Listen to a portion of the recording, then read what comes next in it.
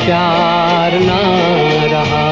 My friend, India's friend, the President of the United States of America, Mr. Donald Trump. नमस्कार दोस्तों, Donald Trump ने America के 47वें राष्ट्रपति के तौर पर दोबारा शपथ लेकर एक बार फिर इतिहास बना दिया है और इसी के साथ साथ दूसरा इतिहास भी ट्रंप ने रच दिया है। और वो इतिहास ये है कि ट्रंप ने दुश्मन चीन को शपथ ग्रहण में आने का न्योता दिया, लेकिन भारत के प्रधानमंत्री को पूछा तक नहीं।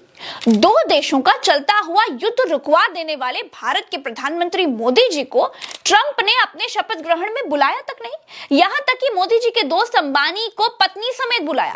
ट्रंप के लिए अंबानी इंपॉर्टेंट है, लेकिन मोदी जी नहीं। ये मजाक का विषय नहीं है दोस्तों, ये सच में भारत का अपमान है। हमारे प्रधानमंत्री का अपमान नहीं सहेगा हिंदुस्तान।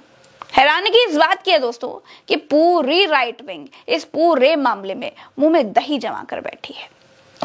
प्रधानमंत्री जी की प्रोपेगेंडा टीम अगर चाहे तो युद्ध रुकवाने वाली बात की तरह कल से प्रचारित करवा सकती है कि टीवी पर ट्रंप का शपथ ग्रहण ज्यादा साफ दिखाई देता है, इसलिए मोदी जी ने अमेरिका जाना जरूरी नहीं समझा।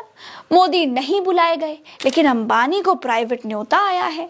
अंबानी की तरफ से ट्वीट किया गया है कि वॉशिंगटन में निजी स्वागत समारोह में श्रीमती नीता अंबानी और श्री मुकेश अंबानी ने राष्ट्रपति निर्वाचित श्री डोनाल्ड ट्रंप को उनके शपथ ग्रहण से पहले बधाई दी। भारत अमेरिका संबंधों को और अधिक प्रगाढ़ बनाने के लिए साझा आशीर्वाद के साथ उन्होंने उनके नेतृत्व के एक परिवर्तनकारी कार्यकाल की कामना की, जो दोनों देशों और विश्व के लिए अभूतपूर्व प्रगति और सहयोग का मार्ग प्रशस्त करेगा। दोस्तों, बहुत सारे लोग ये कह रहे हैं कि जब मोदी को नहीं बुलाया गया तो अंबानी को भी नहीं जाना चाहिए था।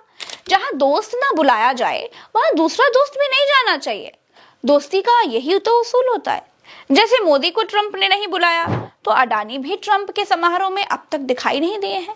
भारत को अपमानित करने वाले के उत्सव में किसी भारतीय को नहीं जाना चाहिए था। मोदी को क्यों नहीं बुलाया? ट्रंप ने हमें अपमानित करने का खेल आखिर क्यों खेला? इसके बहुत सारे जवाब हैं।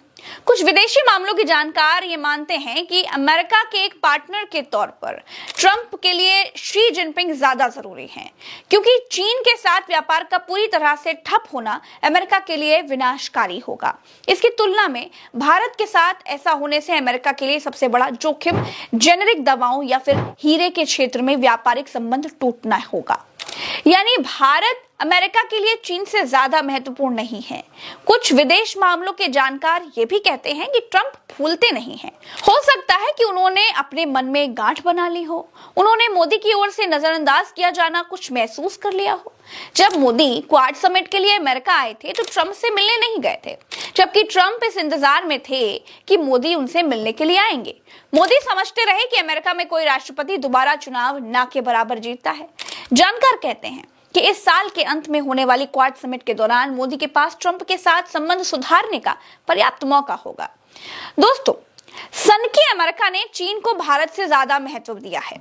ये एक अलार्मिंग सिचुएशन भी है। भारत को अब होशियार रहना चाहिए।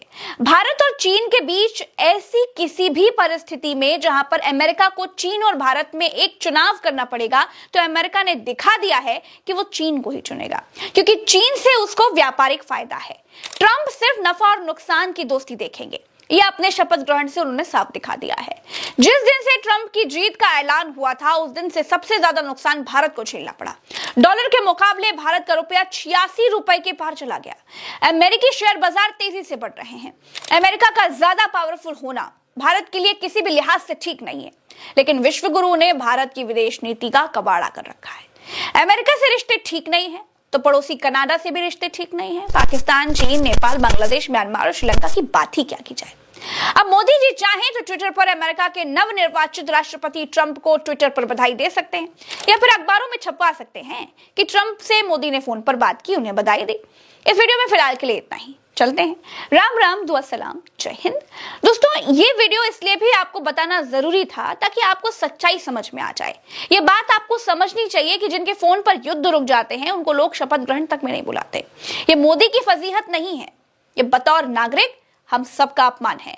बतौर मोदी वो इसे कैसे लेते हैं ये वो जाने, लेकिन प्रधानमंत्री के पद में हम सब भारतवासियों के वो गौरव तो हैं।